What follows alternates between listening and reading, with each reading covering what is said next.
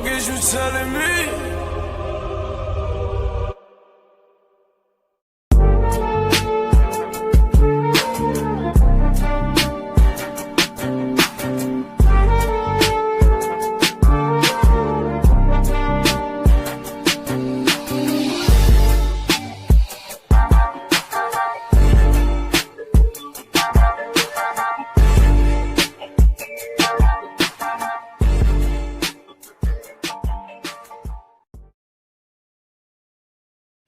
Yes, sir. Yes, sir. It's your boy G5 Jeff TV, aka G5, aka 5, aka the Guru. Tuned in to episode 25. Yes, 25 Throw the Hook podcast, man. As you can see, I'm rocking Dolo right now, but it's not gonna be for long because everybody favorite OG Boxing First Vlog will be in the building. No doubt about that, man. Let me get my shout outs out of the way. Big shout out to Boxing First Vlog. Big shout out to In This Corner Podcast, man. Ty Finney, the legend, man. Big shout out to him. Big shout out to my little bro out there in the UK, man.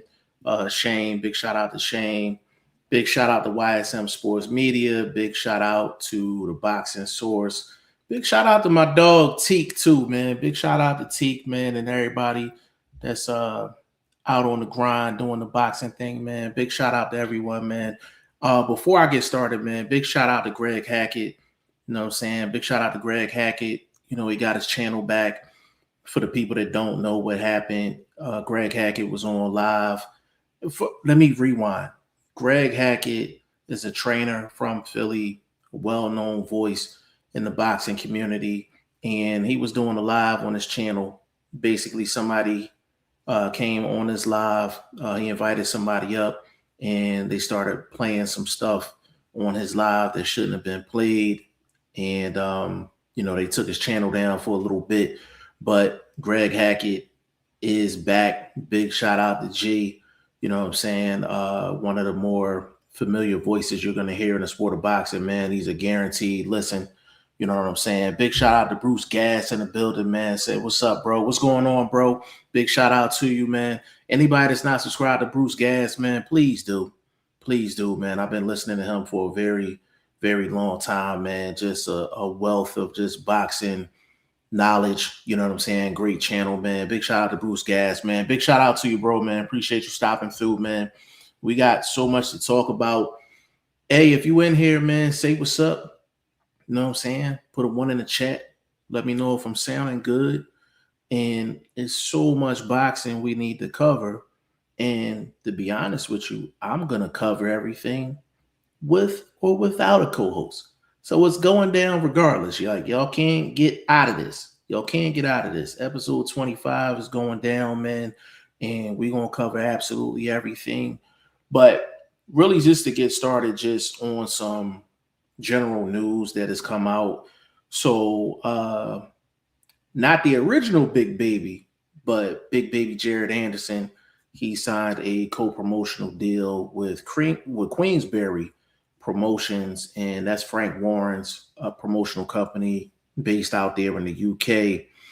I think that's a very interesting signing because he's still with Top Rank. So this is a co-promotional deal with Queensberry. And this was signed, I think, before Top Rank did their DAZN deal, which is a non-exclusive deal.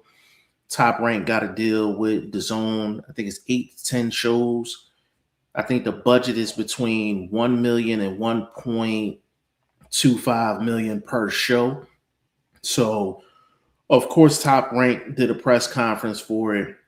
They had all the big dogs in front of the camera saying it was a big look. And it's definitely a big look. Definitely a big look for them because they didn't have no home, period. You know, ESPN, that contract ended a while ago, and Top Rank really was just letting their fighters go on other networks.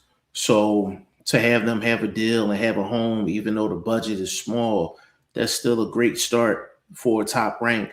But that makes things interesting for Jared Anderson, who signed a co-promotional deal with Queensberry. And I'm pretty sure they signed that deal initially because they didn't have a network deal, or they didn't think they was going to get a network deal, and they wanted to get Jared Anderson back busy again, because pretty much after his loss to Bacoli, he's just been kind of quiet.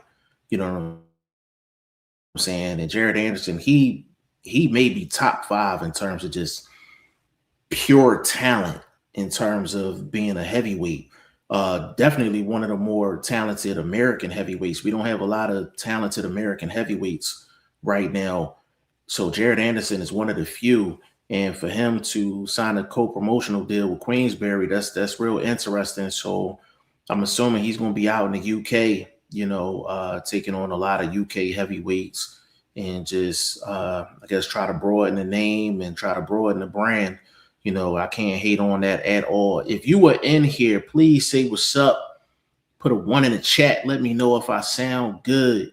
Let me know if I sound good in the chat. You know what I'm saying? Big shout out to everybody that's in here, man. For the people that's wondering where Boxing First Vlog is, man, he will be in here soon from what I'm being told. So hopefully he'll be in here soon and we can go from there. But outside of Jared Anderson signing with Queensberry, we also had an announcement. Angelo Leo is going to be fighting Rais Alim. That's going to be May 9th. That's going to be for the IBF, I think it's featherweight title. And that's going down on the Zone. And that is a very, very, very good fight. Very good fight. So Rais Alim, I've been following Rais Alim for a long, long time. Angelo Leo, I've been following him as well. He's come a long way. And that's going to be an interesting fight on May 9th. Me personally, I don't know what the odds are for that fight, but I think I'm leaning towards Rais Alim, and I'm not just saying that because he gave me an interview a couple years ago. I'm not saying it for that reason, but I think he's the more skilled fighter, and Rais Alim has a very, very unique style in terms of offensively. He's very unique. So he's not the easiest guy to get prepared for. He's not the easiest guy to fight. And I think Angelo Leo, over the years, he's gotten more productive in terms of power punching. But Rais Alim can pretty much do it all. So it's going to be interesting to see if Angelo Leo can kind of solve the puzzle that is Rais Alim, and see if he can win the IBF featherweight title. Just a second.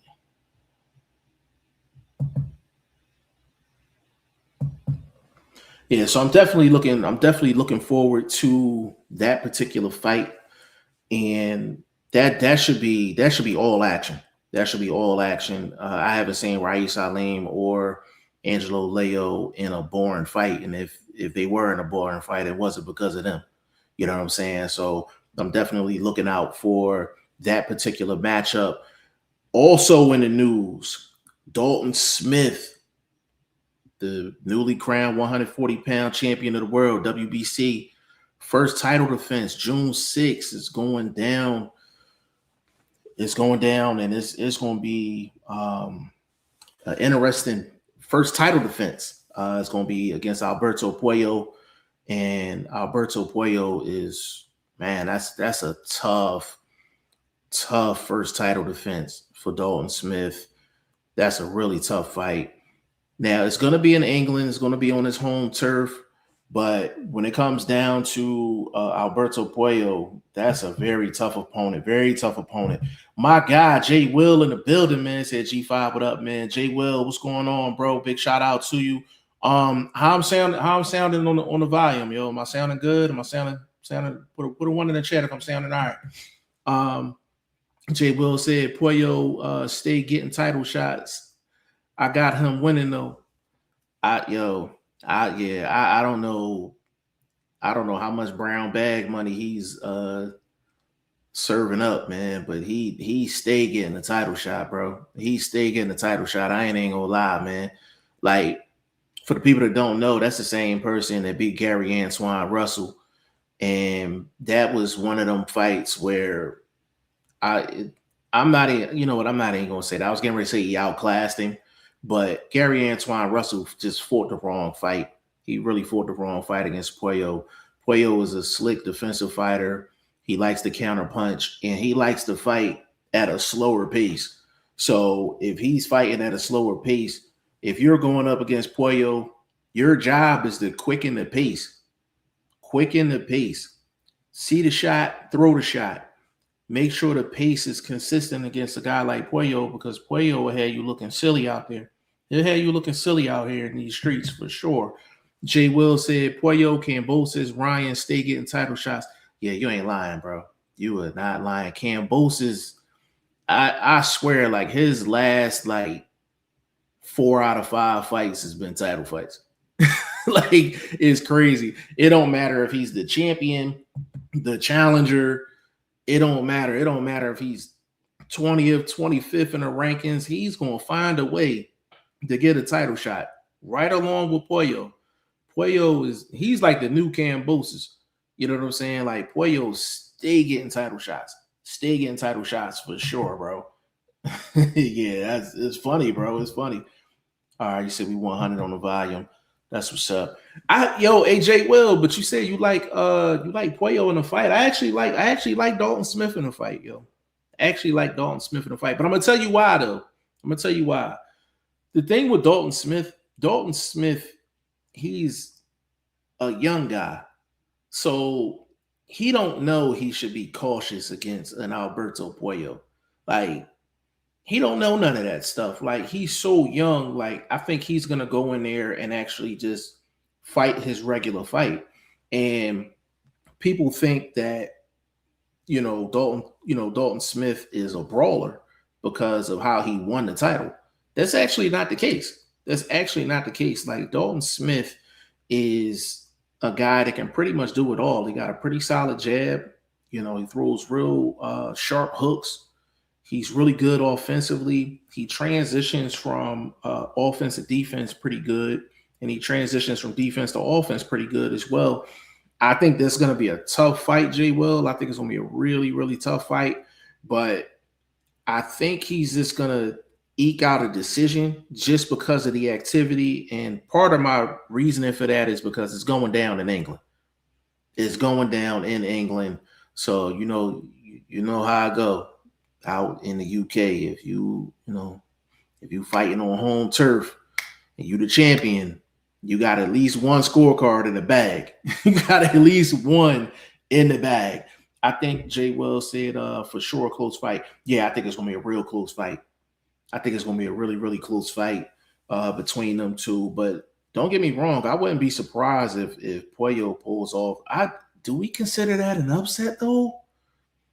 If Pollo beats Dalton Smith, is that an upset? And I forget the betting odds and things like that. Like, as boxing fans, like boxing hardcore fans, like, if Alberto Pollo beats Dalton Smith, is that considered an upset?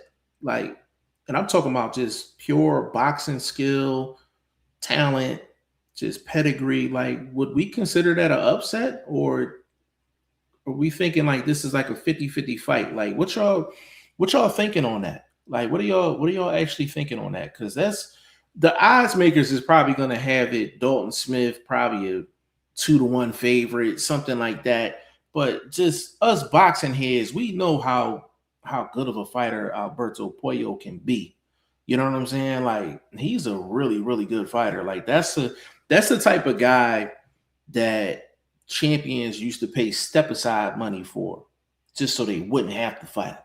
You know what I'm saying? Back in the day, 10 years, 15 years ago, like, paying step aside money was a thing back then. But Alberto Pollo was one of them guys. If this was 10, 15 years ago, oh man, he'd have been collecting millions in step aside money, just not to fight. You know what I'm saying? Jay Will said, Bruce, what up? 50-50, yeah, definitely 50-50. It's definitely a 50-50 fight for sure. He said, I don't see it as an upset. Yeah, see, I don't see it as an upset either. Like, when they announced the fight, I was like, ugh. I was like, damn. I was like, that's a tough fight for your first title defense. AJ Will, you know what this fight remind me of, yo? And I'm talking about circumstances. I'm not talking about the actual fight.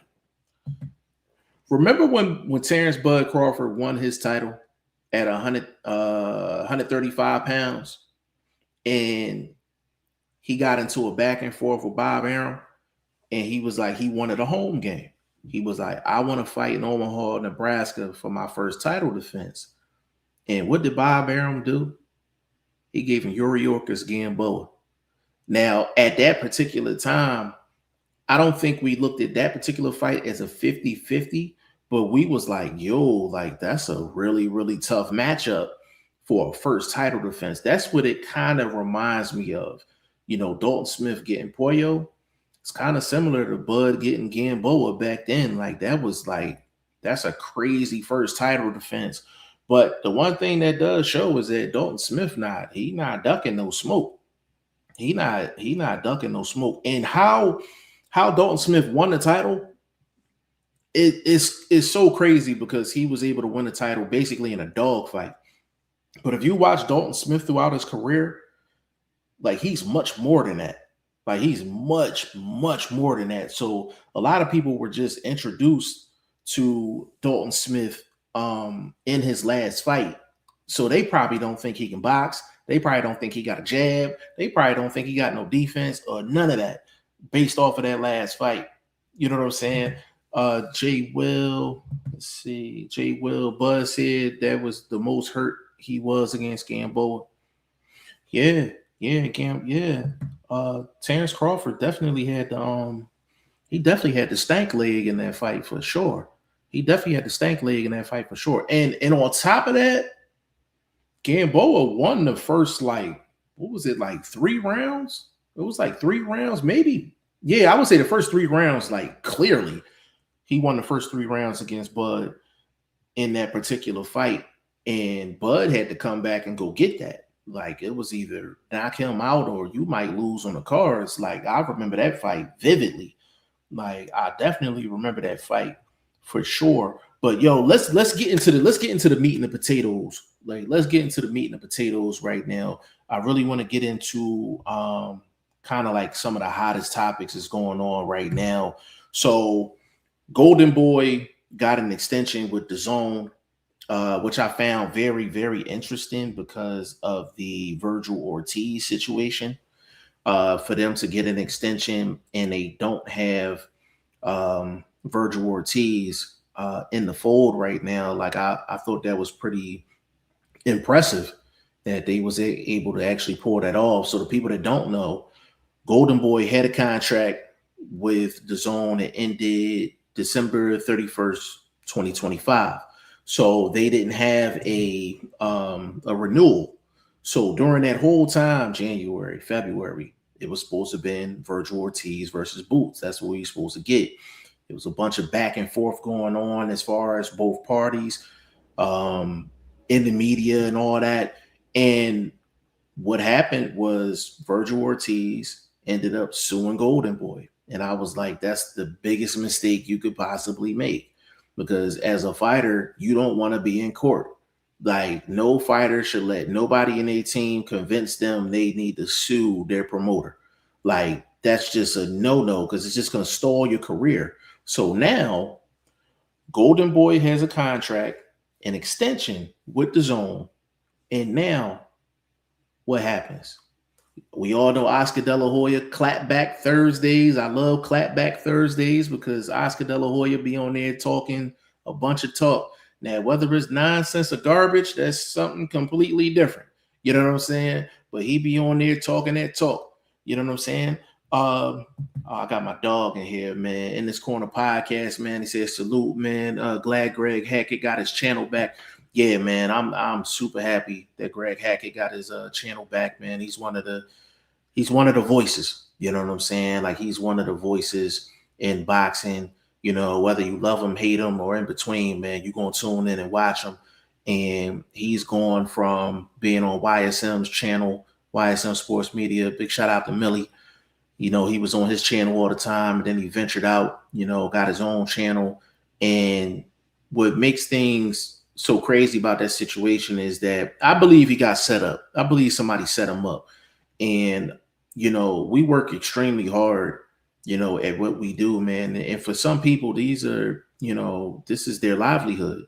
You know what I'm saying? So I have nothing but the utmost respect for Greg Hackett, man. I'm so glad that he got his channel back, man. In his corner podcast, well said, man. Well said.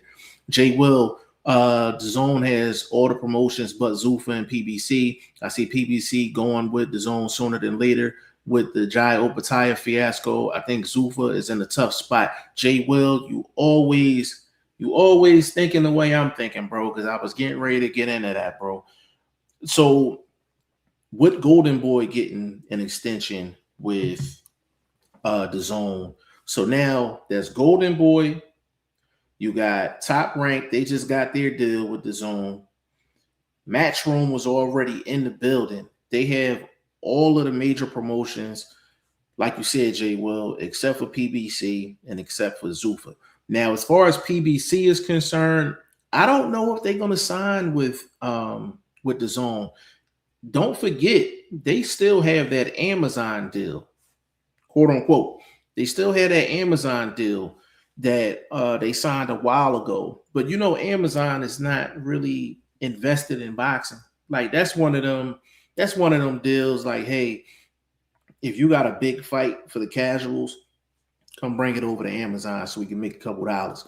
That's one of them type of deals for PBC and Amazon. Amazon is not really locked in, but because they have the Amazon deal, I don't know if they're going to be able to sign even a non-exclusive deal with the zone. I'm not sure, Jay. Well, we're going to have to look into that. But the most important thing that you said was Zuffa, Dana White, Zuffa Boxing. Now, I know Zuffa Boxing got the deal with Sky Sports out there in the UK, which is a good look for them. That's definitely a good look. But with all the promotional companies being with, you know, the zone, and then Zuffa's kind of in their own lane, like, what does this mean for the Zuffa fighters? Will they have an opportunity to go on the zone? Like, will Zuffa allow them to be on the zone? It don't look like it. It don't look like it at all. It don't look like it at all, because you have a situation now where Zuffa is trying to petition to have their own league, trying to have their own belts and all those other things. And that's where the Ali Act comes in. And the Ali Act, that's a whole separate topic. I'm going to do a whole separate video on that. But Dana White wants Zuffa Boxing to have the same setup as the UFC. And that's something that he's striving for. And if that's the case, he's not going to want any of his fighters fighting outside of the Zuffa umbrella. That's why we have about, I don't know where we're at. Like, it's definitely over 100 fighters that signed with Zuffa. Probably between over 100, but under 150. But all of those fighters are going to have to fight in-house fights. You know what I'm saying? And because of the Jai Opataya situation, Jai Opataya, he won the Zuffa championship against Brandon Glanton, but the IBF stripped him of the title once that fight happened. So all of the champions that have belts, they're probably not going to go over to Zuffa because they know that the sanctioning bodies are probably going to strip them at the end of the day. So Dana White and Zuffa, they're really, really in a bad spot in terms of that situation. And it's one of them things where they said they're not going to acknowledge the sanctioning bodies. It's beyond the sanctioning bodies at this point. It's everybody else is on the opposite side of the street.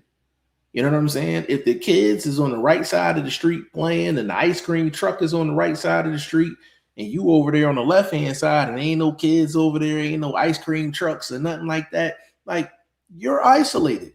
You're isolated at the end of the day, no matter how you slice it. So Dana White and all of them, like, and Zuffa, they're just gonna have to deal with it unless Dana White says, hey, I'm gonna allow my guys to play ball across the street. You know what I'm saying? Like, you know, that's a nasty situation. That's some nasty work that they're gonna have to work through for for Dana White and Zuffa. Big shout out to Laser Sharp Gaming, man. Said, yo, bro. Big shout out to Lil Bro, man. Laser Sharp Gaming. Hey, anybody that's into gaming, you know what I'm saying? You play video games, all that good stuff, man. Definitely subscribe to Laser Sharp Gaming. Definitely. I ain't hopped on the sticks in a minute, you know what I mean? with the PlayStation and all that, man. But that's little bro Lane, man. Love my little bro to death, man. Definitely go subscribe to him for sure. Jay Will, hold on just a second. Did my dog get in the building? Everybody, Mic check. OG box, mic check, man. Boxing First Vlog is in the building. What is going on, bro? Man, just happy to be home, kind of in and out the heat. So y'all deal with me. I'm got this icy and Go ahead. trying to cool off, baby. Just got in from work. So couldn't miss the convo. Yes, sir. So just to catch you up, bro, what we talking about is basically the zone pretty much getting all of the action right now. Golden Boy signed a deal with the zone. Top Rank signed a deal with the zone. Matchroom's already been over there. So we was talking about how Zuffa and Dana White are pretty much out in the cold at this point. They gonna have to fight all in-house fights. And well, I don't know. I mean, I'm not saying you wrong, but I know backdoor they got something going on with Ring and something going on with Turkey. So somehow they still might be tied into the zone somehow, because you know that's Turkey platform pretty much. Well, not his per se, but that's where he throws his parties at. So with him, the Ring, you know, them bozos from the Ring and Zuffa all being kind of linked together, I think they might send some of their guys over. That's how I think it might be. You know what I mean? Where they're still eating, but they still want to be their own quote unquote league, because that's what it seems like. Yeah. Jay Will said, "What up, vlog?" Big shout out to Jay Will for sure. Jay Will said, Opataya, I can't see Opataya getting in the unification and cruiserweight. He might have to go to heavyweight. Zuffa has F.A. Ajagba, which wouldn't be a bad matchup.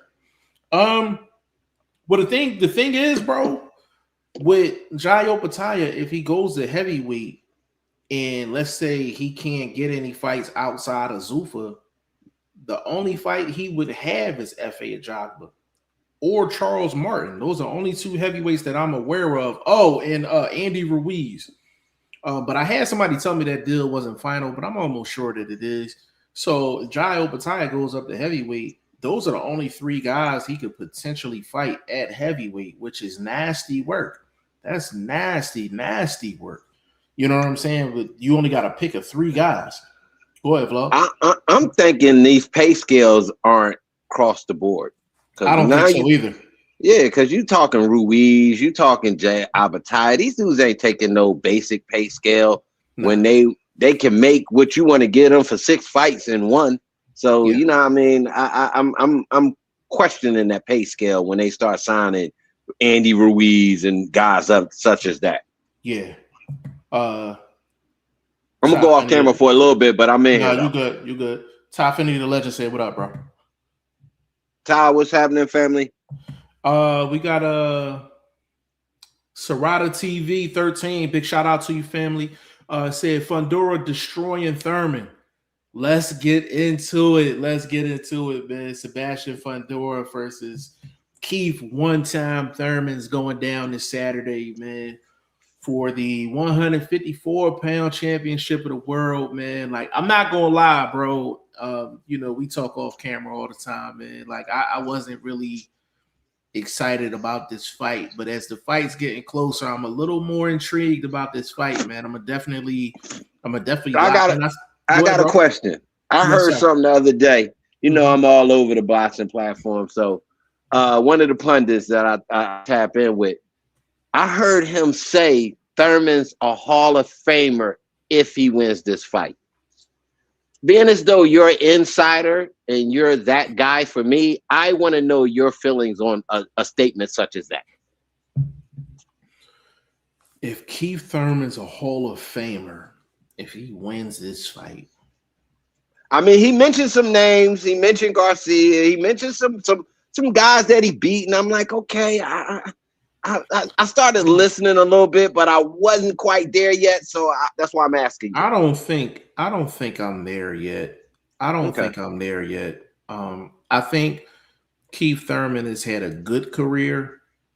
I think part of the reason why I wouldn't put him in the Hall of Fame is strictly because of the inactivity in the back half of his career.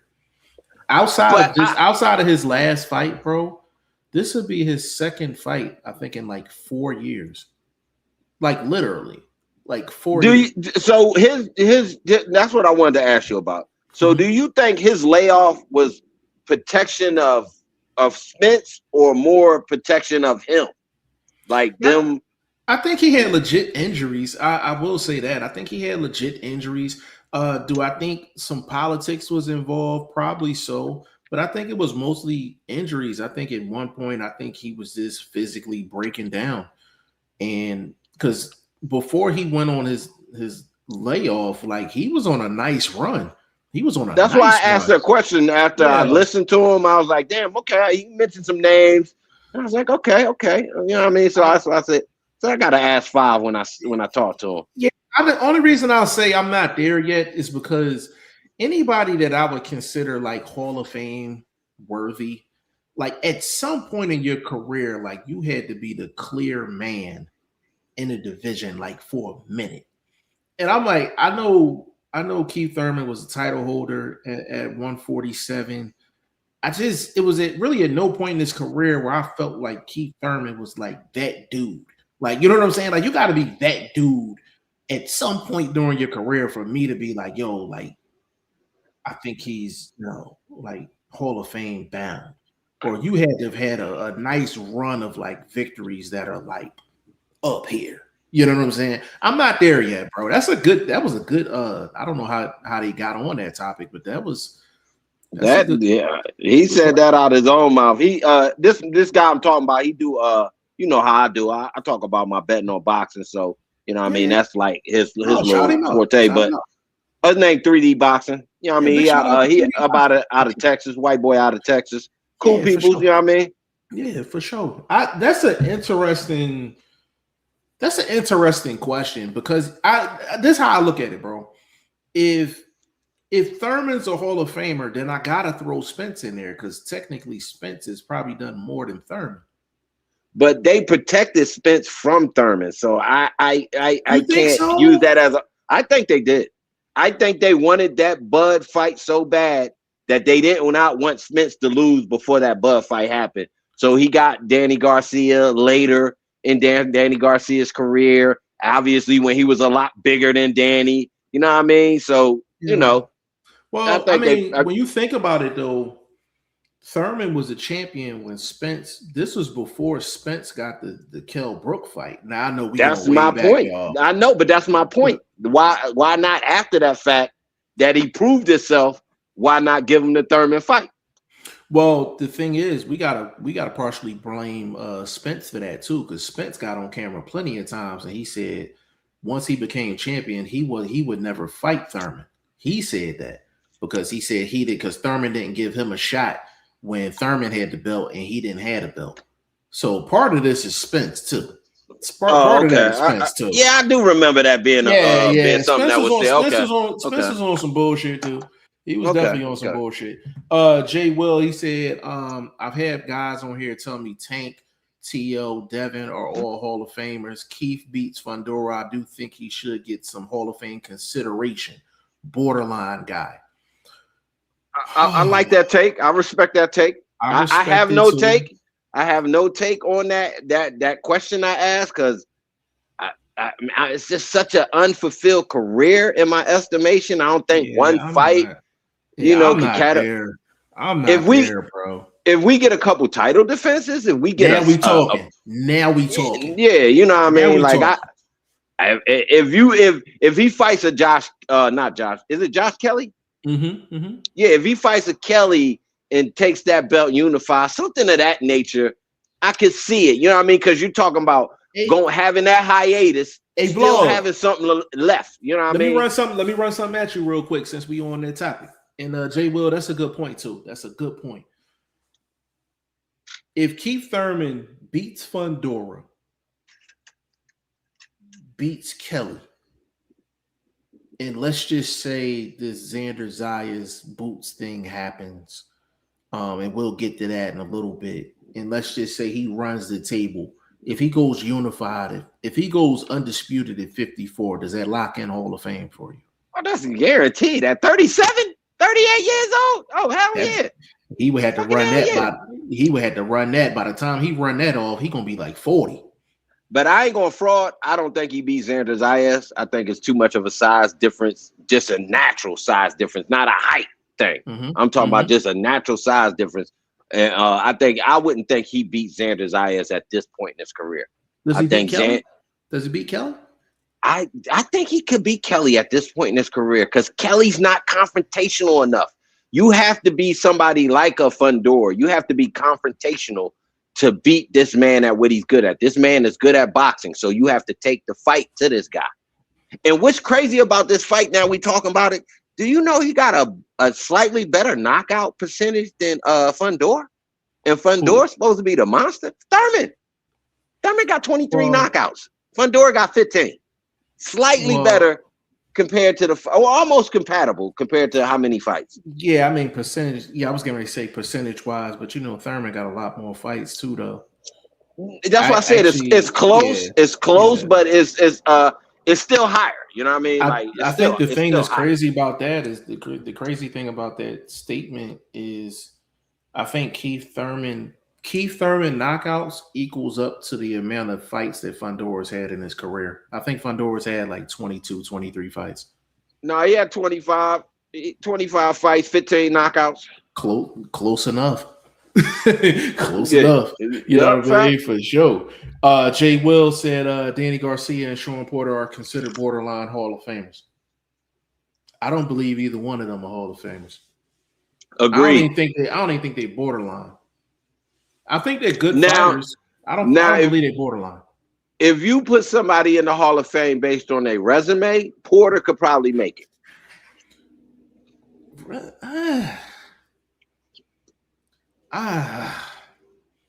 Hold on. Now. So who's had the better career, Danny or Porter? No, I'm just saying resume as far as that's where I'm going. I think Porter has a better resume.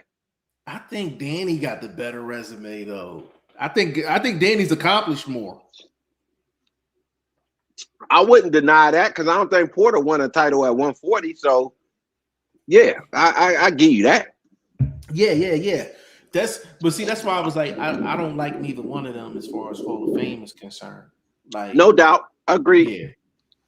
Yeah. Jay Will said G5 and vlog. Just my opinion. I think if Keith beats Fundora, we'll get Keith versus Spence next. I think I don't agree with that. I'm gonna tell you why though, Jay Will. Spence seemed like one of them hard head dudes. Like he seemed like one of them dudes. He's a kid. You tell the kids don't touch the oven because it's hot. Spence looked like one of them dudes that had touched the oven like 3-4 times. Like, you know what I'm saying? Like, no matter what you tell him, you know what I mean? You think that? I think that's the biggest fight. No, I ain't going fraud. That's the biggest fight they can have outside of the promotion that they're doing for this fight. This fight is promoted so excellently well that we on here talking about it.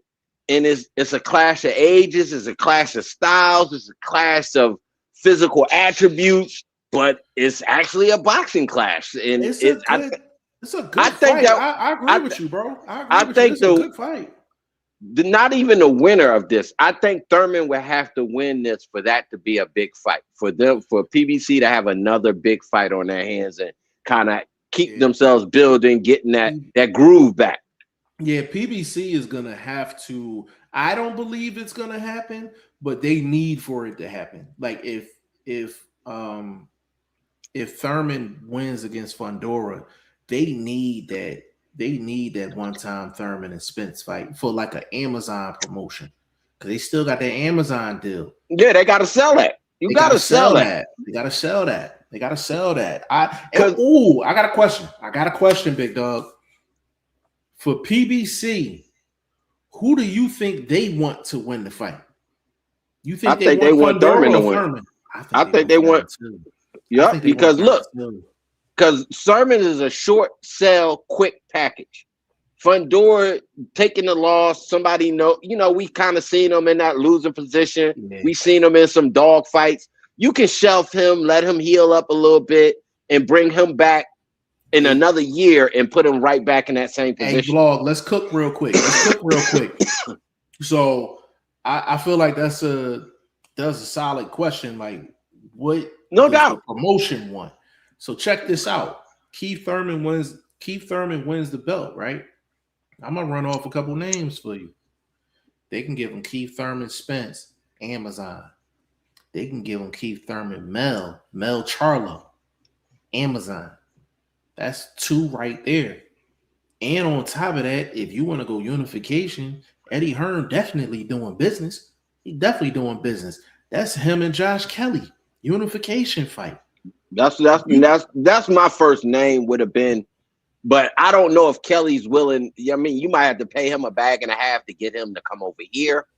And at this point in Thurman's career, I don't think that's something you would even ask him to do. I think, to be honest with you, bro, I don't know if Kelly fan base travels. That's why I said that's why I said he will want $1.5 bags to sacrifice himself to like that. You know what I mean? To not have that. But to be honest, kind of home cooking. Keith Thurman just traveled last year, though. Did he go that far? Yeah. I mean, South America, where'd he go? Like, he was in Australia? I want to say Australia. He traveled in his last fight. He got a stoppage too. Yeah, he got a stoppage. Okay. I'm not gonna say it's impossible. They throw the bag at him. I think he's going. I mean, for legacy's sake, I would think he would. Yeah, but it's not something I would. But that's again, you asking him to be the B-side. You see what I'm saying? Like, ooh, I don't know, bro. Like, he'll be the B-side in terms of like if he got to go to Kelly hometown. But I'm talking like credentials. He's not B-side as far as credentials is concerned. That's not gonna matter over there because them credentials over there dealing with Queensberry and all of those type of promotions. I don't think they're gonna let your Western cachet allow you to dictate. You know what I mean? But hold on, check this out though. Brandon Figueroa just went over there. He was up on the cards. He was up on the cards against Nick Ball. They was gonna give him a decision. They was gonna give him a decision, bro. I thought he was down on one of them judges' cards. Yeah, one of them judges' cards was Cheeks. It was definitely Cheeks. Okay. But the other two, they had it right. They had the 2 scorecards that we had. Okay. They had the 2 scorecards that we had. So they were solid. They were solid on that one. I'm not saying they're gonna be solid every time, but they were solid. They were solid on that, bro. For sure.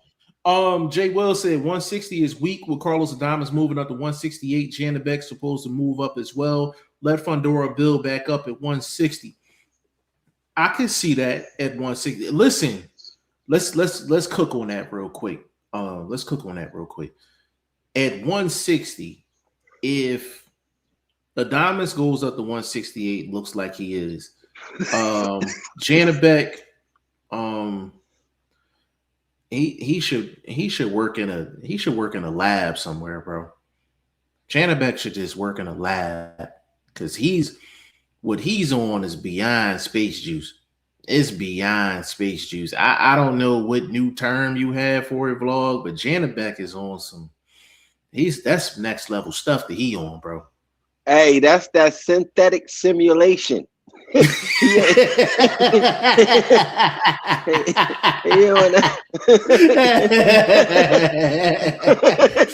I get that one more time, dog? That's that synthetic simulation. he trying to get back to being a regular human. Yo, that is hilarious, bro. Yo, but with Janabek possibly going up to 68, Carlos Adames going up to 68, who is actually at 160? Like who? Laura's still there. Laura's still there waiting. So Laura is what, 40? Is he 40? 41? Yeah. Yo, listen. Somebody come take his belt. Vlog, you know the thing that's crazy, bro? Here's the thing that's crazy. I think Laura's like 40, 41 years old. He will be the legit man at 160 if Adames and Janibek leaves. Now, how crazy is that? He will be the legit man at 160. In this, I mean, but how long? I mean, right now you think Mel could beat Laura? I ain't seen Mel in so Not long, Mel. bro. I meant Maul. I meant Maul. Definitely. Maul definitely. Yeah. Maul. You think he can even make 160? Hell no, he can't make 160. That was a hypothetical question. I mean, okay, yeah. I'm just saying. I thought you was talking about Mel moving up to 60. What Maul? Either one of them. Maul do you is think he's a brother? Yeah, I know that. I'm just saying, like, if like for a title opportunity or a payday. Because it's all PBC action, so I'm just asking, like, based on that concept. Yeah. But I don't know. I don't see Mel going up to 160 and being a factor like that. I mean, I think he could, but he just, I don't know. I like Maul chances of coming down in weight. I mean, Big Bro coming down, but hey, you're right.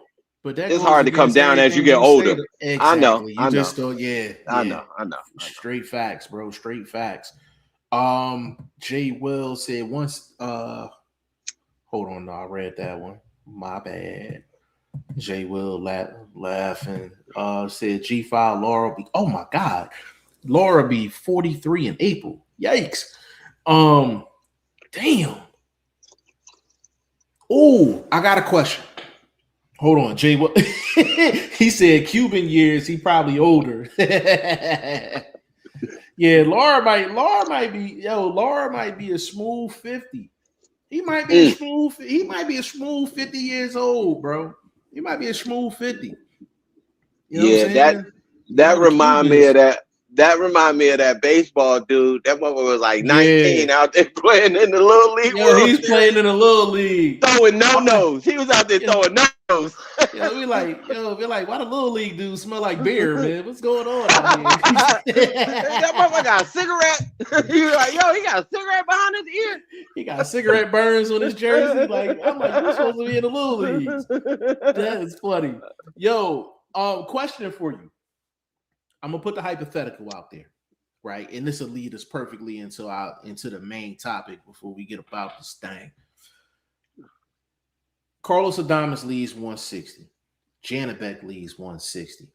Laura's the man at 160 pounds. If Boots can't get a fight with Xander Zayas, if Boots can't get a fight with Josh Kelly, does he run the risk to go all the way up to 160 to go get Laura? I mean, I wouldn't say he would have to go get Laura because them belts are obviously going to be vacated to a certain extent.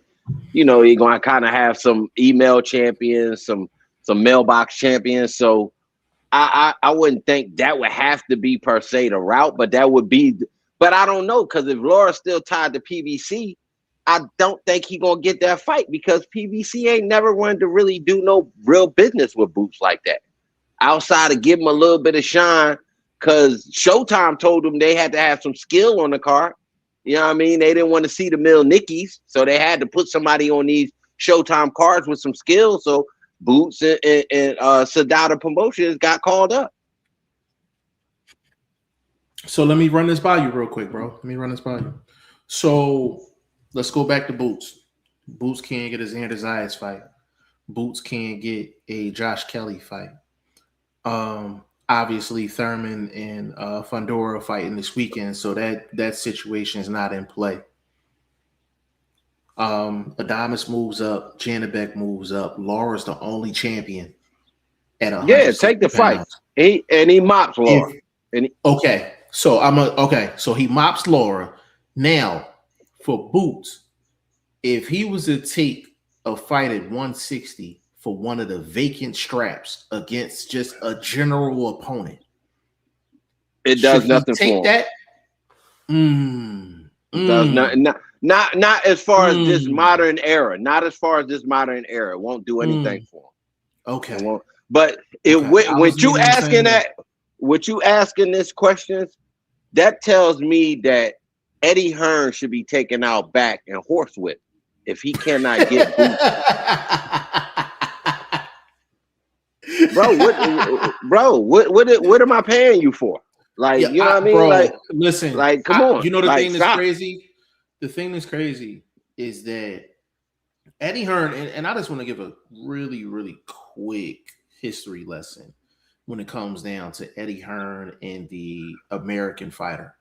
More importantly, the Black American fighter.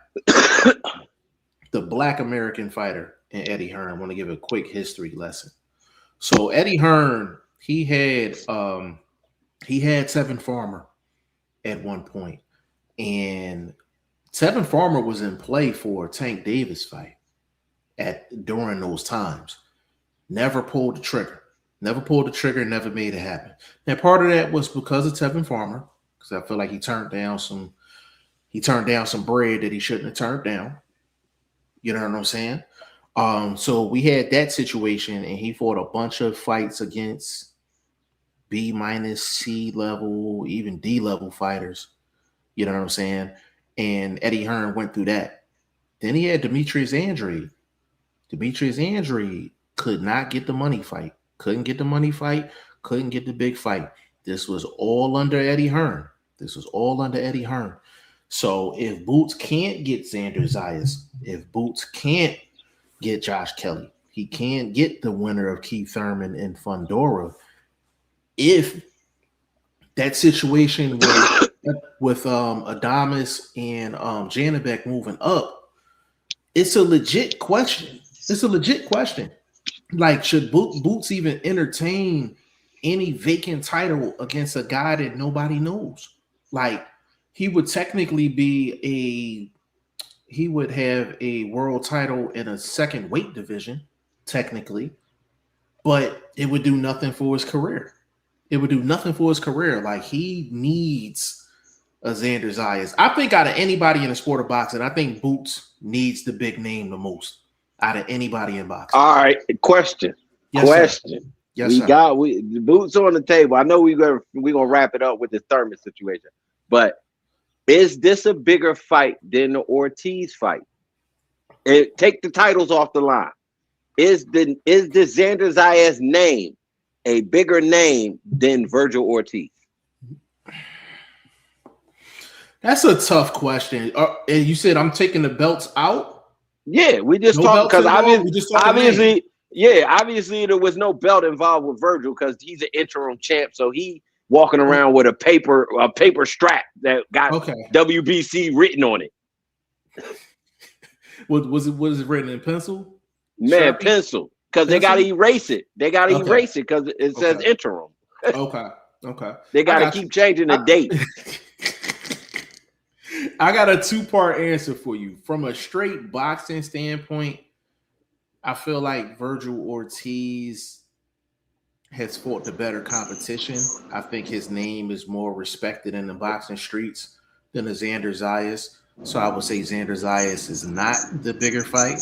But as far as the situation with Xander Zayas having Puerto Rico behind him, it might be a bigger fight in terms of eyeballs watching.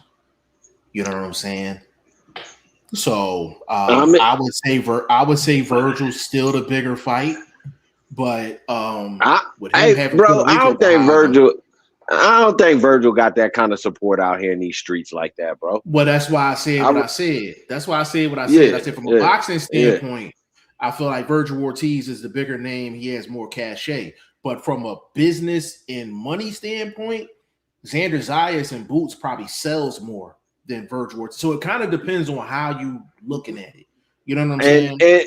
And honestly, I don't even think Virgil got more cachet because you're an interim champion. Cachet, I get that. No, you said take away the belts. That is for measuring each fighter in a Boots situation. Each fighter going up against Boots because Boots is not going up against them. They're going up against Boots. That's why I was saying take the straps out.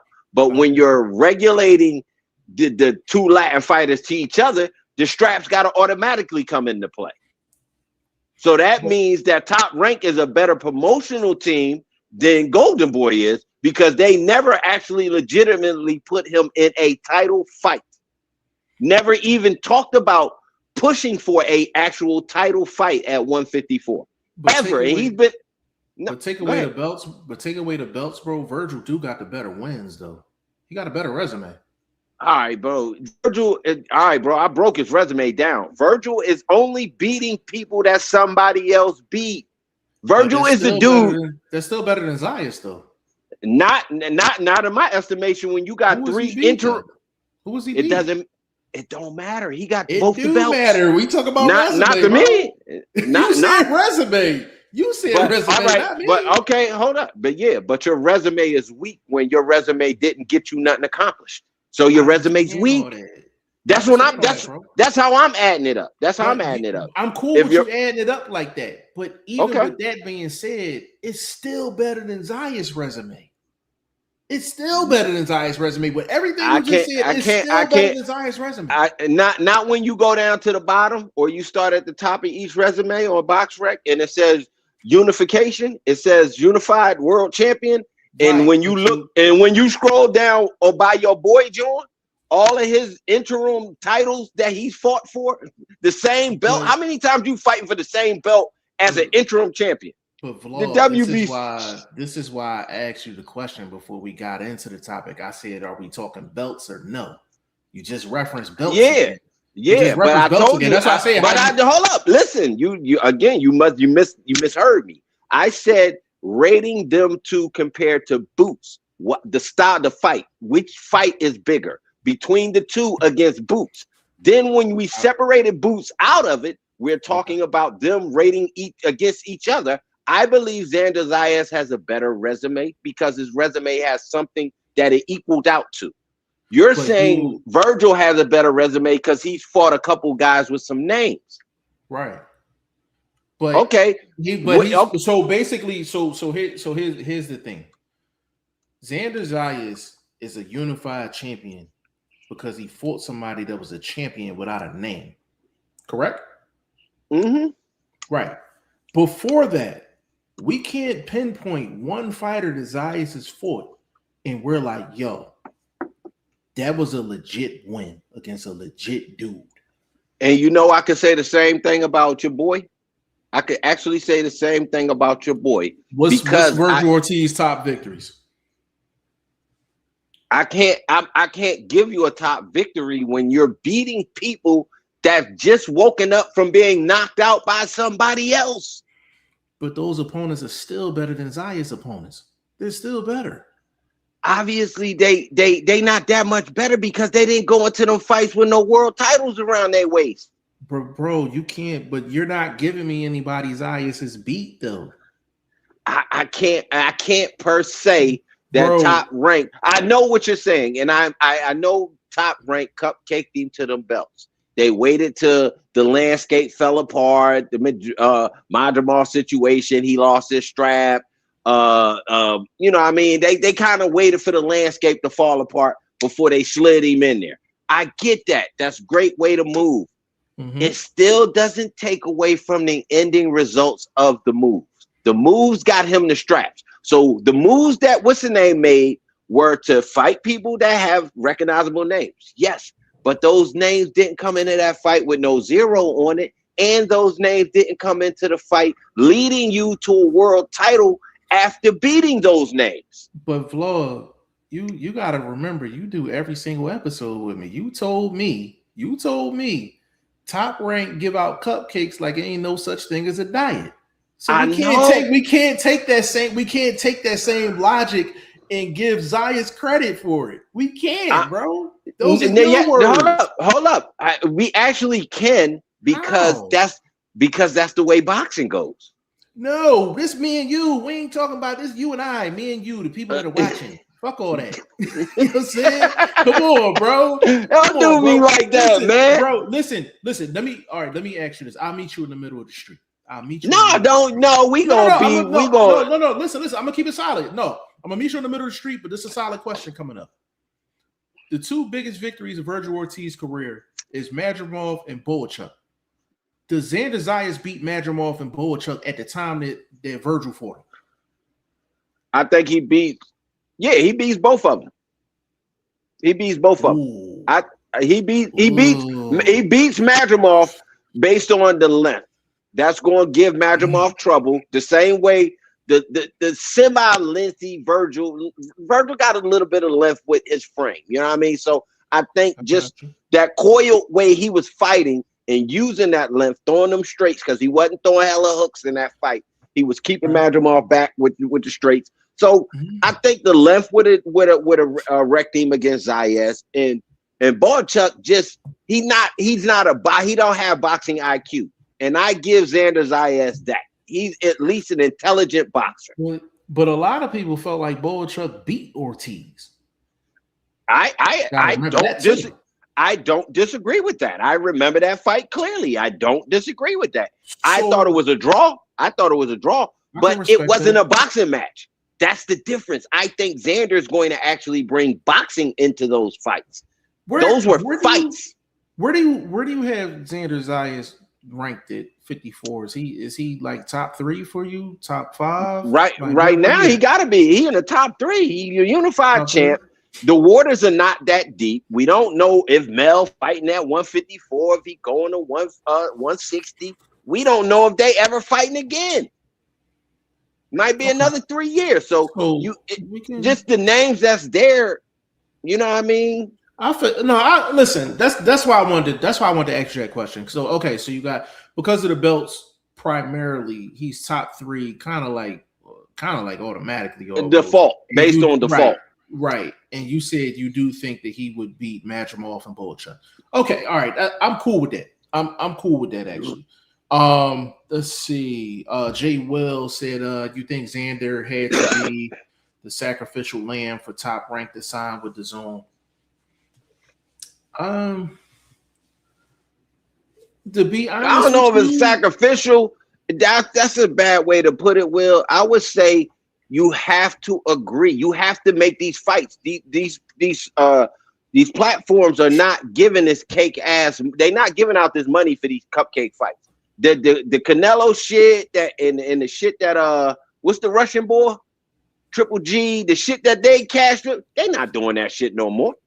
Y'all want to make deals. We want to see fights being lined up. We want to see contracts being drawn up. And they had to show that. Yo, we got this contract drawn up to go fight Boots. You know what? Let's come in here and let's talk.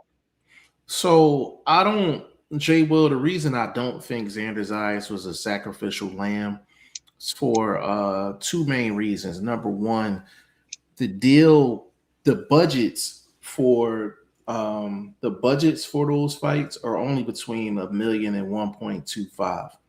I don't think Xander Zayas had to be quote unquote a sacrificial lamb for them to get budgets of 1 million and 1.25. I think Aram can get that just off of the history of Top Rank and the cash the company has. Because he looking at it wrong. He not understanding. All them signing that basic deal, it just opens up the pay-per-view market for the DAZN, for their upper shelf fighters, for the shoes and all of them. Yeah, because it's Jay Will, the thing you got to remember, like Top Rank's deal is non-exclusive. Golden Boy's deal is non-exclusive. The only person that has an exclusive deal is actually Eddie Hearn and Matchroom. They're the only ones that have an exclusive deal with them. So basically, when you have a non-exclusive deal, you can look for deals outside of the one with the Zone for your bigger names and your bigger fighters. So that's why I'm saying Xander Zayas wasn't a sacrificial lamb. I think Top Rank actually got that off of just their history and their cachet. And you got to factor this in too. So let's just run with their narrative.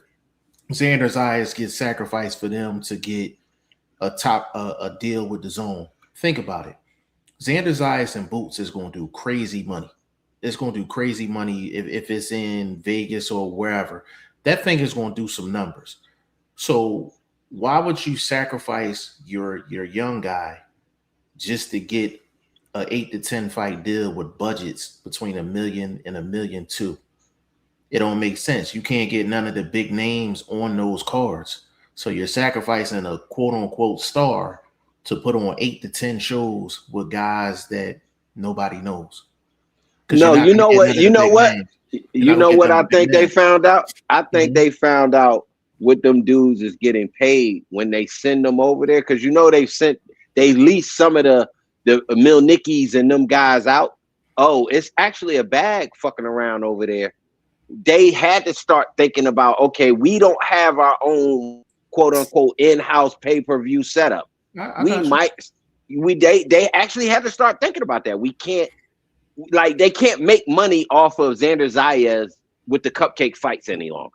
Not as a world champion. You see what I mean? I got you. But the thing is, with them not having a network deal, you're kind of, in a sense, you're kind of like free agents almost. Like, I feel like, that's why I said I feel like he could take. So let's just say, let's run it. Xander Zayas and Boots. So Eddie Hearn say, hey, listen, we can get a one fight. We can get the zone just to pick up this fight. Like, you know what I'm saying? Like, we can get the zone to pick up this fight. It could be a situation where, like, Amazon might have said, like, hey, man, bring that over here. Or Netflix might have been like, hey, let's broker one fight deal. Exactly. That's why I don't think he's a sacrificial. He's a sacrificial lamb. Yeah, they just found out that you could do numbers. The viewerships have balanced out from them raising their rates. I just looked into them a couple days ago, see how they was doing. They said it's from what they're saying that their viewerships have balanced out from the rate raising. Like, they've actually balanced out from what they lost to getting the money and all of that. So it worked itself out. It didn't start off well when they raised the rates, and you know what I mean, and they had a bunch of garbage fights on, and it's like, come on, bro, I don't want to see pub fight. So it's a bag. It's a bag for the zone every month. It's a bag, but I'm like, if you gonna give me what I want, I ain't got no problem paying the bag. Yeah, I got no problem paying the bag. Derek Wiltz in the building, man. Big shout out to Derek Wiltz, man. He said no belts. It's not a bigger fight. He's talking about the Xander Zayas and Virgil Ortiz situation. If you taking away. Okay, so I would ask D, what makes Virgil a bigger fight? What has he accomplished that makes they both have their base of support. You know what I mean? And we know how Puerto Rico support their guys. We know how the SA support their guys. For Virgil, I don't know if he's a Ryan Garcia type of guy. I don't know that for fact because I haven't actually seen him sell anything out.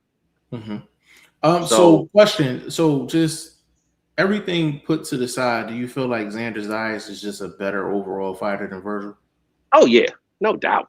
Okay, so that stems the opinions you've been having. Okay, all right, fair enough. No, they both good fighters. But you just feel like he's the better fighter because he can actually box. Virgil is a fighter. I respect that. I respect that. Like, this is boxing. This is not fighting. This is boxing. So I'm not even arguing with you on that. I'm like, if you feel like he's a better fighter and you got reasons behind it, I'm riding with you. You good?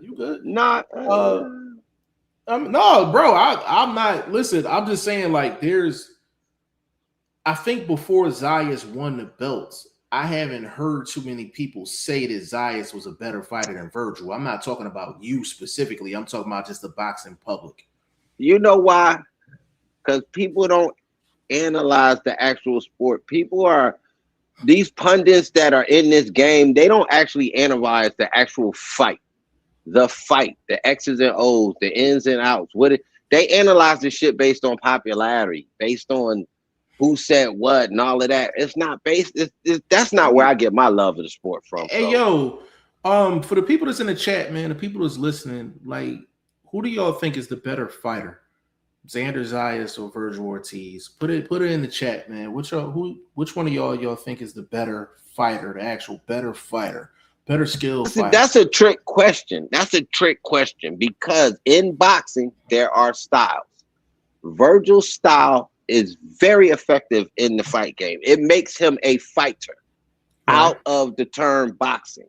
Right. Now, Xander Zayas on the flip side comes from the amateur-esque type of the base of boxing. Like, we're going to work on the jab. We're going to show you some basic movements. You're going to learn a lot of the fundamental things. Where Virgil's different. You're going to learn to be gritty. You're going to be tough in the ring. You're going to put your head down and go forward, that sort of style. So it's kind of tricky to say Virgil's good at what he does. I think Xander's okay at what he does. He's not the best boxer I've ever seen. I still don't think that takes away from the question, though. I think it's just who's the better fighter? Who the better fighter in your opinion? Xander or Virgil? They both have their own styles. All right, then I can ask. You can say who's the better fighter. I would say Virgil. And if you flip that and say who's the better boxer, I would say Xander Zayas.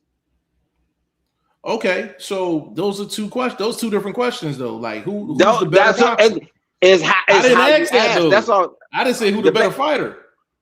The better fighter would probably be Virgil. Okay, but you think Xander Zayas is a better pure boxer? Yes, I can respect that. No, I can respect that. Jay Will said Teixeira and Abbas versus Madrimov and Boachuk. Yeah. I mean, those are the top two names for each person, pretty much. Yeah. Teixeira was nice win. That was actually a solid win. Teixeira was a solid win. And Abbas was a champion. We can't disrespect that. You know what I mean? But he was coming off injury, though. He was coming off injury, so I agree. Now that got to lead us into this conversation we need to have. Yeah, for sure. Derek Wilt said, if the fight happens, I think Boots' speed will be too much for Xander. To be honest with you, bro, I think just. I got a question. Go ahead. What style is Boots going to fight? Is he coming orthodox or is he fighting southpaw? I think he fighting southpaw. He kind of reminds me of Bud. Like I haven't. The last time I seen Boots fight orthodox for more than one round, he was fighting at the 2300 Arena in Philly. That's the last time I seen him fight orthodox for a full round. So I consider him just a southpaw fighter. He's a southpaw fighter. I know that, but I'm saying to make it easier, whereas though you won't have to worry about foot placement, so many making your angles out of that, because you got to make your angles when it's southpaw versus orthodox. When it's orthodox angles kind of come naturally based on your movement. So, but he's not used to fighting orthodox though, so I don't even think it would come. I've seen him switch enough. I've seen him switch enough that. But not if they chose to go that way. I don't see Boots in his fighting multiple rounds orthodox. I just don't see it. Like it's kind of like with Bud. Like with Bud primarily fights southpaw. We're talking like 90 to 95% of the time he's fighting southpaw. Boots is the exact same way. Actually, with him fighting southpaw, that actually gives him advantages over Xander's eyes, because Xander's gonna have to worry about foot placement and things like that. So I give you that, and he's weaker between the two. So when it comes to that particular skill, so yeah, absolutely. But his feet ain't bad. Don't get it twisted. He knows how to keep his distance and things like that. But as far as that left right sort of situation and being on spot before you throw, because if your foot not in the right spot, you could be throwing and ain't got the foundation, and if you miss, it could be curtains. So foot placement is important. Yeah, no, Zayas don't have bad puppies, man. He can move them. He can move them things when he needs to. Jay Will said that's a good debate. Who is a better opponent for Boots, Virgil or Xander? No, it's definitely a solid. It's definitely a solid question, like for sure. But I think in both fights, Boots. This is the one thing that I will say about Boots, and this is probably one of the few things that he's just going to have to show me. When you get to this upper echelon, I think Boots needs to be a little patient. You know what I'm saying? Because Boots has been so dominant. Sometimes he'll rush his work. Of course, it works out because he ends up getting his guys up out of there. But if you take both of the Karen fights, like he was really pressing. You know, especially the first fight, he was really pressing and he wasn't really cutting off the ring. The second fight, he was more successful, but he was still doing a lot of pressing. Like he's gonna have to get a little more patient, depending on really different. This is different, man. This is probably gonna be the cleanest work we've seen Bozy do. This gonna be the sharpest we've ever seen Boots. all of the having to remind him the way we've heard be done in the corner, we're not going to see none of that. I think we're going to see the ability to change the game plan up. So that's why I think we're going to see him in orthodox in this fight, because you want to be able to keep the champ on his toes. You want to test a guy that ain't never really been tested with boxing IQ type of stuff, not physicality type of stuff, because the boxing IQ is going to end up making the physicality part that much easier. So I think they're going to be sharp, bro, because this is what they've been waiting for. Like, there's been so much talk, so much backlash, so much cap from champ side. Champ side. My apologies. I meant champ side. Guys like that. You know what I mean? Yeah. So it's like the Ennis family waiting on this, man. It's gonna be the cleanest that you've ever seen this dude, bro. We ain't gonna see none of that nonsense that Jeff is talking about right now, man. And it's not Jeff talking about it as if he hating, but we have seen it. We've seen him lead the chin out there a little bit too long, taking shots he shouldn't be. And we call that playing with your food. This is different. This legacy, this unification, this, Puerto Rico against the BAs. It's real big, man. It's real big, man. Hey, bro, you wanna know what Boots I would like to see? Like when Boots fought in AC, when he fought Roman Villa, I would like to see that Boots. I would like to see that Boots. Locked in. Zayas. He was locked in. He was locked in, bro. He was locked in. Your boy was supposed to be a killer at the time. The boy Villa was supposed to be a killer. Villa was supposed to have been, one of them. Yeah, he was. That's why I would say he was. Yeah, like he was a solid. He was supposed to be. He was solid, but he was. Yeah, he's supposed to have been a killer on paper. Yeah, so if I can get Boots locked in like that, that's what I would like to see. Adam Hurley in the building, man, says somebody got to tell Spence to stop pretending like he's gonna fight somebody, then canceling. You know what, bro? We haven't heard anything about Spence and Tim Tszyu. Tszyu got a fight next month. April. Yeah, he got one in April. But we have not heard anything about that fight. That's facts, bro. That's facts. Derek Wiltz, he said Haney versus Karen at 47 would be interesting. Watch film on Karen. He can fight different ways. Damn, I haven't heard anybody make that point. But I'm trying to think, do I like that fight? We would like it as boxing heads, yeah, but Haney and them, they bag chasing. They ain't accepting no fights that they ain't making no money and trying to control from top to bottom. So you know what I mean? That's hype. That's nothing wrong with them hypothetical fantasy fights though. Yeah, the Haneys, they trying to control what kind of popcorn getting served in the concessions, man. You know what I mean? How much butter being used? Yeah, right. Hey, whoa, that's too much butter on that, man. That's too much butter on that popcorn. Bill gonna leave ringside to go check these motherfuckers. Like, hold up, it was plenty of butter when I left here. Like, where's all the butter? You know what I'm saying? Adam said, Boots ain't gonna fight no Zayas. He wanna fight Karen again. Hey, Adam, you gotta stop, bro. Like. That's like you gotta stop, bro. Like that's okay. Hold up. Tell your favorite fighter's favorite fighter to sign the contract. Send the contract over. Yo, don't say what he not doing, because all we seen him do is fight whoever got in the ring across from him. Hey, Adam. Here's another thing though. Like he said, I'm just playing. We was getting ready to go in, bro. Yeah, we was getting ready to go in, bro. Adam, big shout out to you, bro. But you was about to catch it, bro. You was about to catch it. Jay Will says Shakur and Keyshawn need to figure out what weight classes they are fighting at. One could go to 147 for a possible Devin matchup.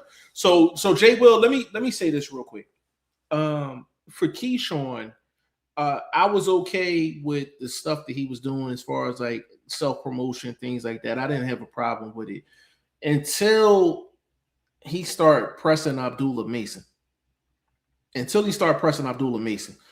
I'm going to tell you why, though, because Abdullah Mason's 135. The reason why you've been, Keyshawn Davis has been on this tour is because of what happened in that fight that he's supposed to fight against De Los Santos. So to be honest with you, I don't want to hear about Keyshawn Davis and anything at 135. And if he was to ever go back down to 135, he need to go see De Los Santos before he go see a darn Abdullah Mason at the end of the day. Flaw, go ahead, bro. Hey, he acting like Hitchinson right now. Remember all that jaw jacking Hitchinson was doing? Then you run up fight night and you can't perform. Same sort of situation. It's like, bro, now you over promoting yourself. Now you doing too much. You know what I mean? You know, you gotta look at these dudes a little bit side face. That has nothing to do with his skills. Don't get it twisted. I recognize the buffoonery outside of the ring, but inside of the ring, I had him top 10 last month. Now, will he be there next month? Stay tuned. I'll have a video for y'all on that one coming soon. Your last two, you ain't have him on there. I'm assuming he's gonna be on this upcoming one. He may just be because we've kind of had more of a contender month. Like when is coming out? We got another week or so, don't we? Well, 28th, like couple days. First week of April. Maybe first week, definitely first Wednesday, April for sure. No doubt. First Wednesday, I think Shakur should be at 140. I think Shakur should be at 140, just for the record. Adam said, he said he's just playing. He said, Adam says, who do you guys think Brian Norman Jr. should fight next? Ooh, that's a good question, bro. That's a good question. It to me, that's what Top Rank want to do. I don't think they controlling that situation. So as a fan, you want to see him against top 10 because you got to look at it. A lot of guys that either lost their title, they're getting right back opportunities. Pulos, these type of guys, you know what I mean? So Pulo right now probably building one of the hottest resumes in boxing because this dude ain't doing nothing but fighting top 5 guys consistently. Jay Will said that before you got on, man. He's like, Puyo stay getting title fights, bro. He get title fights like every other fight, bro. Yeah, so that's what I'm saying. I'm thinking if asking that question, I'm saying it should be a title situation. He should be somebody that should be on Ryan Garcia's resume. You know what I mean? Why is he not being mentioned as an opportunity for Ryan Garcia? Brian Norman Jr. and Ryan Garcia will be a really good fight. Yeah. I think you know another fight that'll be good too? Brian Norman Jr. and Arnold Barbosa. That'll be a good fight too. That'll be a good fight for him. I ain't mad at that one either.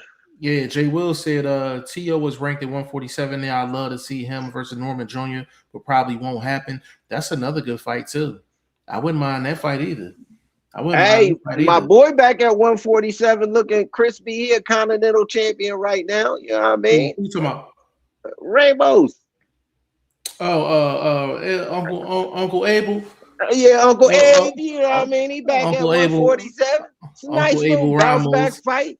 You want to, because at least you want to have a recognizable name. You know what I mean? You want to, I wouldn't be mad at that fight either. I wouldn't be mad at that fight. Not at all, man. But let's get this last thing out the way so we can get up out of here, man. So, as far as Xander Zayas, do you think Xander Zayas and Boots is happening next? I think it is with that promotion that you saw, that you showed. You know what I mean? I didn't see that myself scrolling through, but I'm glad you posted it and did your due diligence. You know what I mean? That's why you the God, you dig, the guru. That being said, I'm not mad at their promotion team, bro. I ain't mad at all, bro. Hey, you know what? I ain't gonna fraud. I think a broad came up with that. It was so low key. That's something that a female would come up with. Hey, bro. You know the thing that's crazy that you said that, bro, is because I watched it, and what happened was what prompted me to make that video, bro, is I watched other people cover that same clip and didn't get it. And I'm talking, this is Blue Blood and a bunch of other dudes. Like, they didn't get it. And I'm like, wait a minute, let me run that back real quick. And I was like, oh, all right. I was just like, okay, I see you with the butters on, so that's for Boots. And then you said for everybody's favorite prospect, for his favorite prospect, and it was his birthday. So I was like, it had me go looking up who birthday it was. So I was just like, okay. I was like, so he took a shot at Boots and took a shot at Virgil all in like a 10-second clip. I said, yo, I'm kind of rocking with this. I was like, yo, I'm kind of rocking with this. But I could see a female coming up with that concept though. Yeah, I can see a female coming up with that concept though, for sure. But I think that fight is happening as well. I just don't. It's a money fight. It's a money fight. Yeah, it's a money fight. The biggest fight Top Rank would have had since who? What's their last big fight? It's been a little while since they did business with Fury.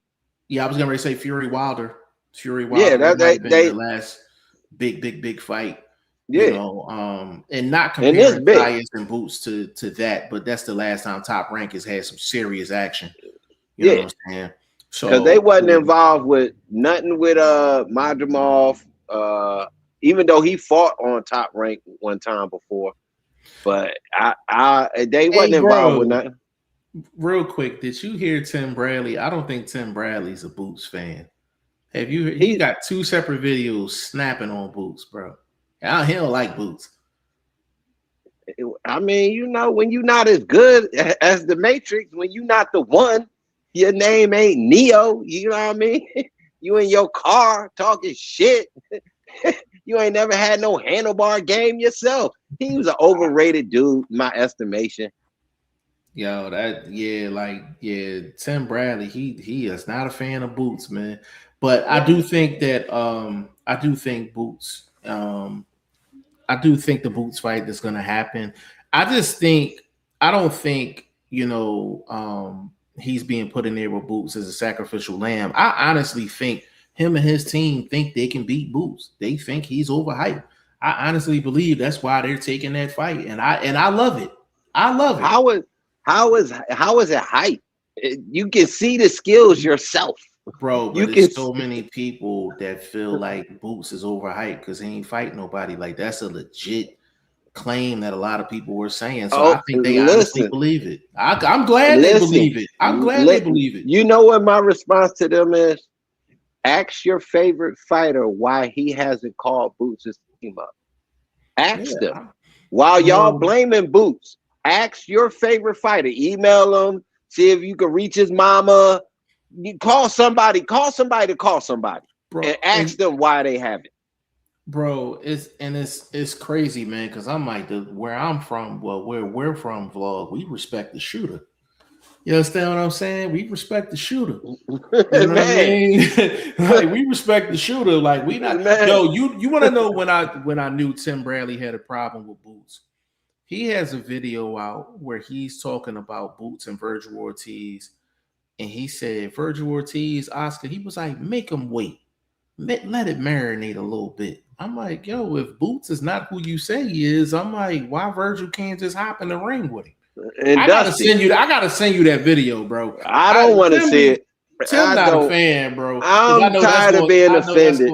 I know that's gonna get a video. Because I had to let the chump side marinate because I'm thinking to myself, I'm listening to the cat, and I'm like, you're doing a whole lot of analyzation of somebody's portfolio financially, and yet you call yourself not a hater. Motherfucker, that's the bonification of being a hater. Talking down on another man's business. This is like, I'm confused. You yelling and screaming, you're not a hater, but you talking down on another man's business. You're not critiquing his skills in and out the ring. Like, that's what we talk about. But see, I want to see the Xander Zayas fight for Boots. And when he beat Xander Zayas, man, all these people that's talking, you know what's gonna happen, bro. We already know what's gonna happen. They're gonna say, "Oh, well, Zayas was too green. He was too young." You already know. You already follow me on Threads. Y'all see it. I was all over it, homie. Yeah, check that on the gram too. I was on it. You already know what's gonna happen. They're gonna downplay the win, bro. They're gonna downplay the win. If he beat Boots, he gonna be the best fighter on the planet. He's automatically pound for pound. King. He beats Boots. They gonna be like, he could take Fury down. You know what I mean? Like, yeah, if he beats Boots, everybody's gonna have Xander Zayas in the top 10. They gonna have him beating Goliath after this, bro. Yeah, so, but if Boots beats Zayas, Zayas was too young.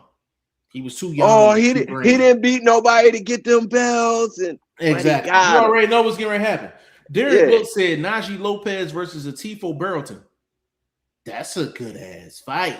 Is that happening, or that's just one of the fantasy matchup you're talking about? Because that's a good fight, bro. I can't with that boy, man.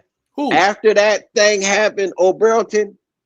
After that situation happened, I looked at 4 or 5 of his fights. He leans and bends over way too much, bro. That is an accident that happened to that young boy he was fighting. And old boy was a scrappy young cat. You know what I mean? I forget his name, but I had checked and did some homework on him for that fight because I wanted to do a breakdown on it. But bro, that was nasty. Both of them did it, but Burlington is part of his style. Like he leans and throws, and that head is a deadly weapon. He must got some titanium in that head. Bro, old boy passed out. Man, that was crazy. Hey, vlog. My man was like, I was like, damn. Yeah. I'm glad he ended up being okay, but I ain't never seen nothing like that. Though. Like that, bro. That was delayed reaction like a mug. Yeah, homie. But Burlington, he got to clean that work. He got to clean up, bro. He got to stay upright, homie. Stay upright. What are you doing? Okay. Bobby 71177. Big shout out to you. Said $75 for Fundora versus Keith pay-per-view on a mediocre undercard. Who paying that? Bobby, that's definitely some actually, work. Bro. That's some nasty work. Low key, bro. It's actually not a bad card. You got Tanilez going up against Joshua. That's the up and coming young cat right there. You got the boy Mendoza back in there. You know what I mean? Going up against the other Yolinius. You know who I'm talking about. The card not if the card ain't trash. The card ain't trash. Yeah, for the price tag is trash, but not the card itself. Like 75 is crazy. You get 6 fights. You get what? You get 6. I'm gonna pay for it. I ain't gonna fraud. I'm gonna get it. Okay. Because I need to cover it, bro. I ain't really been covering it. I mean, I've been watching the fights and shit, but this gonna be the first one I pay for because I'm gonna probably do it in the living room and shit. Well, I'm at to tune in too because I gotta work. Adam said Atama versus Franklin undercard not good either.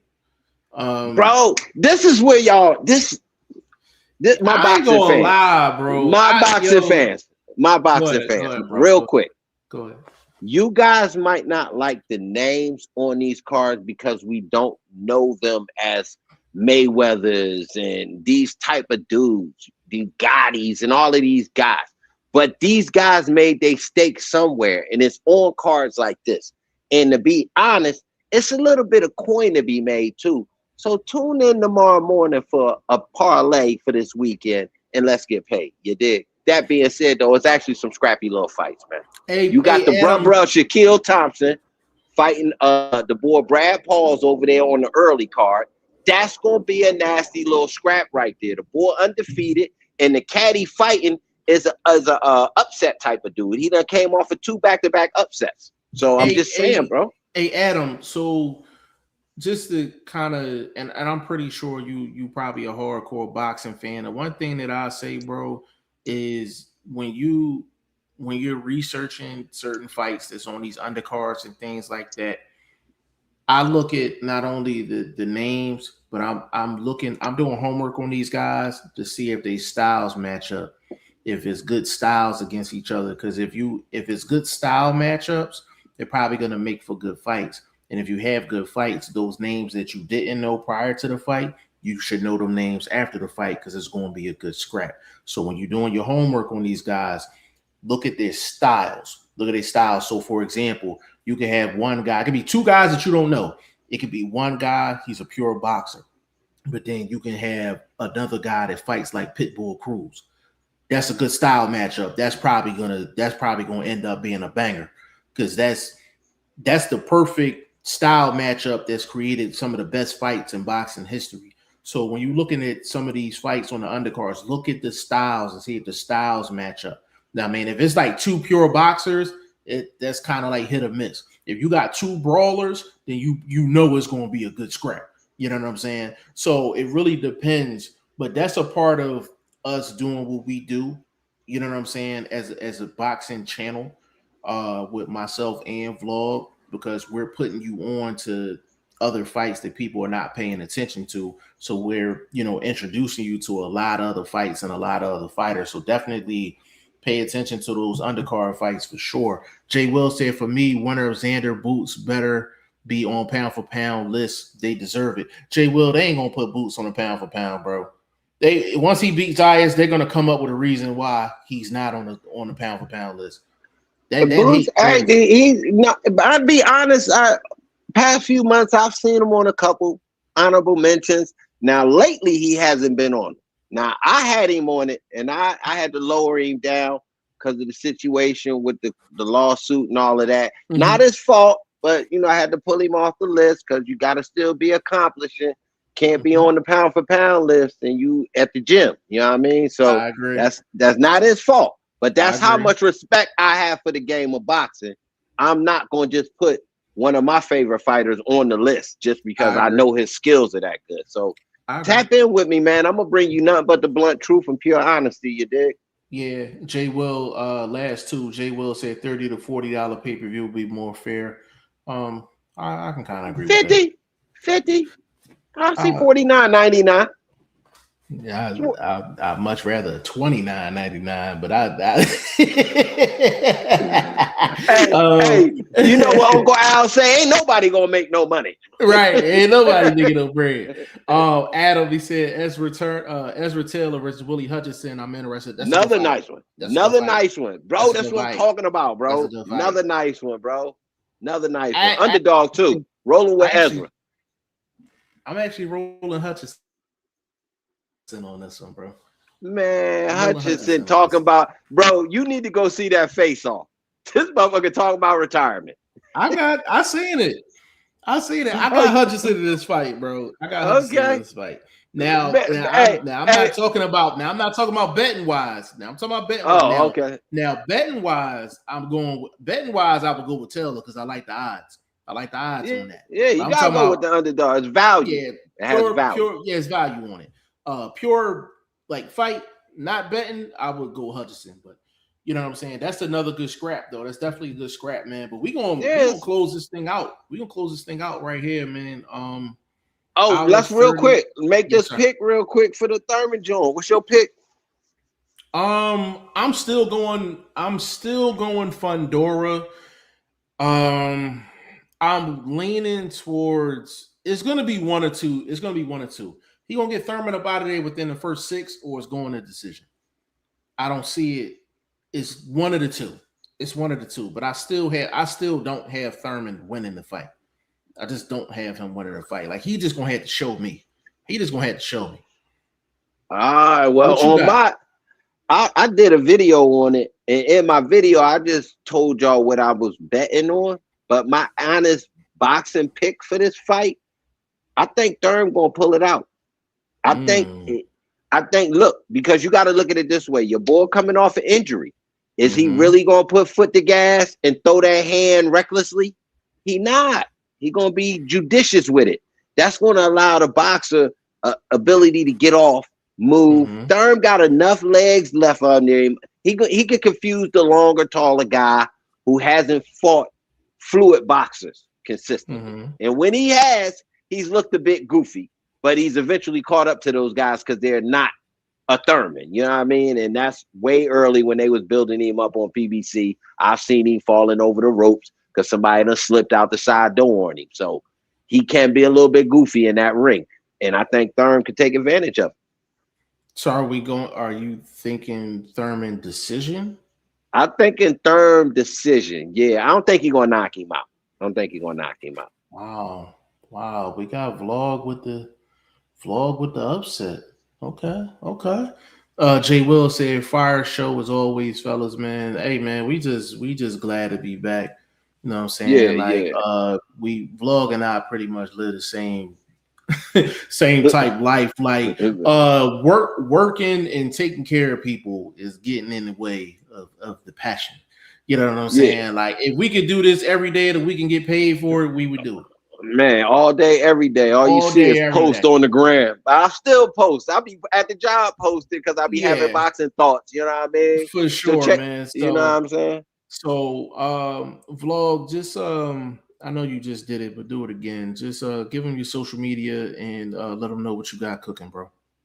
Man, well, tomorrow I'm on YouTube, back on YouTube, and we're gonna build a parlay in the morning. You know what I mean? Let's work on getting a little coin, you know what I mean? Some summertime money. Maybe go rent a jet ski or something for the weekend, hit the lake or something. You dig?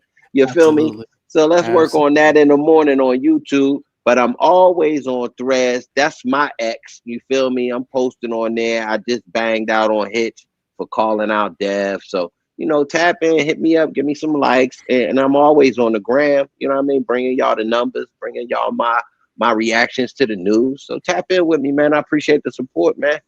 Absolutely, man. I'm absolutely all over the place, man. Everything under G5 Jeff TV, man. Vlog, are you covering the fight? Are you going on live or this the scenario? I would love. My plan is. But my daughter dog just had surgery, so we got a house full of dogs, and I'm trying to get the living room cleared out. Got the got the Monster 80 out there, so I'm trying to put the fights on there. So you feel me? So yeah, right. I'm trying my best to actually cover it. Obviously, I ain't going to be showing the fights, but we give you the play by play. I got you. So come on, baby, I'm gonna give you the play by play. So if you do decide to go live, definitely let me know so you can get some promo started. Definitely, definitely support Vlog if he's going to cover the Thurman and Fundora card. And I think that if I didn't have to work, I would definitely do it with you. But I think that live would definitely pop off because I think a lot of people are not going to get the card, but they're going to want to know what's going on. And I think that'll lead to you at the end of the day. Get some numbers. Get some numbers. Yeah, get some solid numbers. That'll be a great situation. So, we'll wrap off camera, like, for sure. You know what I'm saying about that. So we can get some promotion going for that. But I think that'll be a great look for you. I'll definitely be tuned in because I'm gonna be working. So I'd rather tap in with you and go through the whole card versus actually like listening to them dudes covering the whole card. So that'll definitely be a great look, man. But if you're not subscribed to Boxing First Vlog, man, please subscribe to Boxing First Vlog, man. You're definitely trying to run some numbers up. We gotta get my guy up to at least 1,500. Gotta get him up to 1,500. He at 12 right now. I was told by the experts that slow it down. I'm putting out too much work. Concentrate on what I'm good at, and it's actually the X's and O's. I'm not really a trending news guy. I like to talk about the trending news, but I'm not a pop a video out like that. I want to break the actual fights down. So I'm trying to get in my lane and rock with me, man. Yeah, gotta get them to 1,500 and get them to $2,000, and we gonna move up by the hundreds.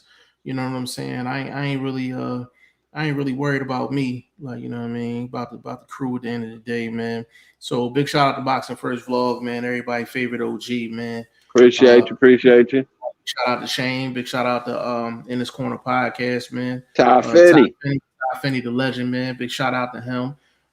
Big shout out to my guy Teak. You know what I'm saying? Whole squad. You know what I mean? But we're gonna be back Saturday. We're gonna check out Boxing First Vlog covering the Fundora versus. Fingers crossed.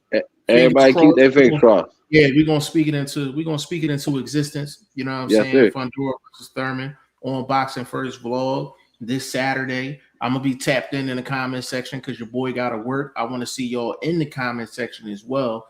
You know what I'm saying? So on behalf of Boxing First Vlog and your boy G5 Jeff TV, this is episode 25 of Throw the Hook podcast. We're gonna see y'all Saturday on Vlog's channel. Peace.